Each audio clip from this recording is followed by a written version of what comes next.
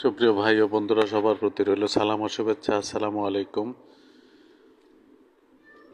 কিশোরগঞ্জ জেলার একটি উপজেলার নাম নিকলী এবং এই জেলার নামেই নিকলী হাওরের নামকরণ করা হয়েছে। ষষ্ঠ শতকে নন্দা কিশোর ব্রহ্মপুত্র নদের তীরে একটি গঞ্জ প্রতিষ্ঠিত করেন, যা কালক্রমে কিশোরগঞ্জ নামে পরিচিত হয়। নিকলী হাওরের মূলত নিকলী উপজেলার হাওর, যা কিশোরগঞ্জ জেলার অন্তর্গত। নিকলী ছাড়াও এই হাওরের পরিধি পার্শ্ববর্তী মিঠামইন, অষ্টগ্রাম ও ইটনা উপজেলা পর্যন্ত বিস্তৃত।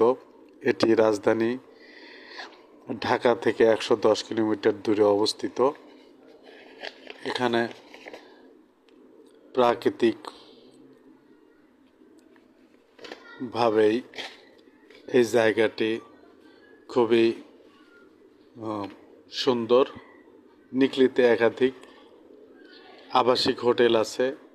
এখানে এখন একাধিক দিন পর্যটকরা ঘুরে বেড়ানোর সুযোগ পাচ্ছে। বর্ষায় হাওরের যখন পানি পরিপূর্ণ হয় তখন ব্যাপক হারে পর্যটক বৃদ্ধি পায়। এখানে প্রচুর মাছ পাওয়া যায়।